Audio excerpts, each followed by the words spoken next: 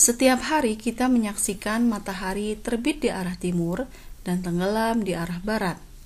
Pertanyaannya adalah apakah benar bahwa matahari yang bergerak dari arah timur ke arah barat? Lalu bagaimanakah bentuk bumi kita? Dan mengapa bentuk bulan itu kalau terlihat dari bumi itu berbeda-beda? Untuk menjawab pertanyaan-pertanyaan tersebut, mari ikuti pembelajaran mengenai kondisi bumi, bulan, dan gerhana. Materi IPA kelas 7 semester 2. Untuk yang baru bergabung, jangan lupa like, komen, dan subscribe.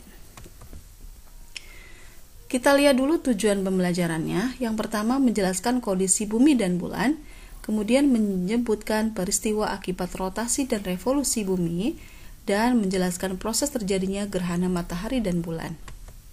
Baik, langsung saja kita mulai ya. Yang pertama adalah bentuk bumi. Selama bertahun-tahun, para pelaut mengamati bahwa hal yang pertama kali mereka lihat di laut adalah puncak kapal.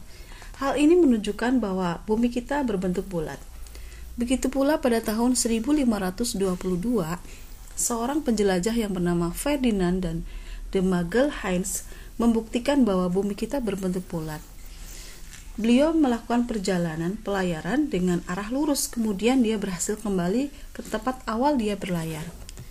Ini adalah foto ya, peta perjalanan beliau. Kemudian yang ketiga adalah pengamatan langsung oleh astronot.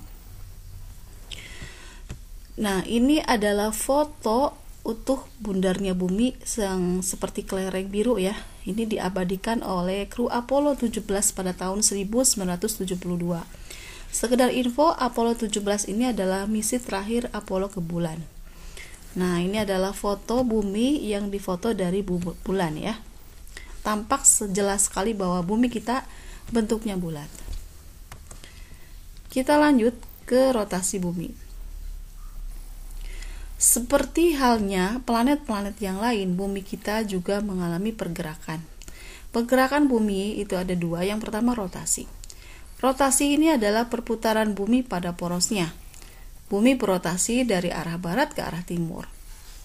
Satu kali rotasi itu memerlukan waktu 23 jam 56 menit atau kalau dibulatkan 24 jam atau 1 hari. Nah, besarnya atau kecepatan rotasi ini tidak dirasakan oleh penduduk di bumi. Hal ini karena saking besarnya gaya gravitasi bumi. Rotasi membawa dampak bagi kehidupan makhluk yang tinggal di bumi. Dampaknya bisa kita lihat. Yang pertama adalah adanya siang dan malam. Belahan bumi yang menghadap matahari mengalami waktu siang, sebaliknya belahan bumi yang membelakangi matahari akan mengalami waktu malam. Selanjutnya adalah gerak semu harian matahari. Setiap hari kita menyaksikan matahari bergerak dari timur ke barat. Padahal yang terjadi sebenarnya adalah bumi yang berputar mengelilingi matahari dari barat ke arah timur. Nah, inilah yang disebut sebagai gerak semu harian matahari. Artinya matahari bergerak tapi tidak nyata ya, namanya gerak semu. Dampak yang berikutnya adalah perbedaan waktu. Akibat rotasi bumi itu mengalami perbedaan waktu. Di Indonesia saja ada 3 perbedaan waktu. Ada WIB, waktu Indonesia bagian barat, WITA, waktu Indonesia bagian tengah, dan waktu Indonesia bagian timur. Nah, di dunia juga ada perbedaan waktu. Yang berikutnya adalah pembelokan arah arus laut. Angin mengakibatkan terjadinya arus laut. Pada belahan bumi selatan, arah arus laut berbelok searah putaran jarum jam. Sedangkan pada belahan bumi bagian utara, arah arus laut berbelok berlawanan dengan arah putaran jarum jam. Gerak yang berikutnya adalah revolusi bumi. Revolusi bumi itu adalah perputaran bumi mengelilingi matahari. Satu kali putaran revolusi yaitu sebanyak 365,25 hari ya lamanya. Atau kalau dibulatkan yaitu 1 tahun. Seperti halnya rotasi, revolusi juga membawa dampak bagi kehidupan makhluk yang tinggal di bumi. Apa saja dampaknya? Yang pertama adalah terjadinya gerak semu tahunan matahari. Bisa kalian lihat di gambar berikut ini ya. Pada tanggal 21 Maret, matahari itu seolah-olah ada di khatulistiwa. Kemudian pada tanggal 21 Juni matahari bergerak ke garis balik utara. Pada tanggal 23 September kembali lagi ke khatulistiwa.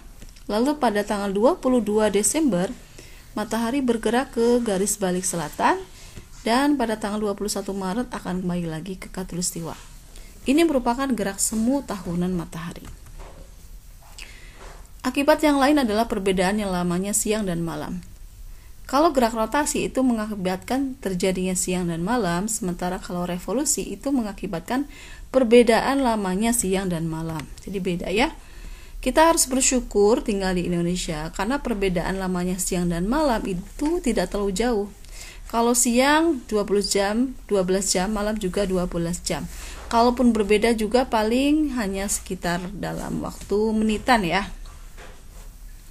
Ini bisa terlihat dari waktu sholat yang berbeda-beda ya. Kadang-kadang zuhur itu jam 12 pas, kadang zuhur jam 12 lebih 15, atau kadang-kadang juga zuhur waktunya jam 12 kurang. Nah, ini menunjukkan ada perbedaan lamanya waktu siang dan malam. Nah, kita lihat di negara-negara yang lain seperti Norwegia, Finlandia, Swedia, Kanada ini mengalami perbedaan waktu yang sangat panjang. Contohnya ya, pada musim panas di beberapa kota di Swedia ini hanya mengalami gelapnya malam 30 menit saja. Wow, bisa dibayangkan ya, apakah mereka itu bisa tidur ya? Karena waktu malamnya hanya 30 menit saja. Kita lanjutkan, yaitu dampak yang akibat dari revolusi itu adalah pergantian musim. Di Indonesia ini ada 2 musim, musim panas atau musim kemarau dan musim penghujan. Sementara negara-negara lain seperti Jepang, Korea ini ada 4 musim. Ini akibat dari revolusi. Akibat yang lain adalah perubahan rasi bintang. Rasi bintang ini adalah kumpulan bintang-bintang yang membentuk pola-pola tertentu. Ini akibat dari revolusi bumi. Selanjutnya adalah kondisi bulan. Bulan ini merupakan benda langit yang terdekat dengan bumi, sekaligus merupakan satelit bumi. Ya, kita lanjutkan. Bulan melakukan 3 gerakan sekaligus. Apa saja? Yaitu dan bersama-sama bumi mengelilingi matahari. Kala rotasi bulan sama dengan kala revolusinya terhadap bumi, yaitu sebesar 27,3 hari. Oleh karena itu, permukaan bulan yang menghadap ke bumi selalu sama. Oke. Fase-fase bulan. Mengapa bentuk-bentuk bulan yang terlihat di bumi itu berbeda-beda ya? Kadang kita melihat ada bulan sabit, kemudian ada bulan separuh, ada juga bulan purnama. Nah, jawabannya karena hal ini dikarenakan posisi relatif antara bulan, bumi, dan matahari. Bisa dilihat di ilustrasi ini ya. Kita lanjutkan ke gerhana. Pernahkah kamu mengalami ketika siang hari ini tiba-tiba matahari menghilang, saat kemudian gelap dan kemudian matahari muncul kembali. Nah, inilah yang disebut sebagai gerhana. Apa sih yang menyebabkan terjadinya gerhana? Gerhana terjadi ketika bumi dan bulan menghalangi cahaya matahari, sehingga bumi atau bulan tidak mendapatkan sinar matahari. Selain itu juga gerhana akibat dari pergerakan bulan. Kalian bisa lihat di animasi berikut ini ya. Ini adalah menjelaskan penyebab terjadinya gerhana.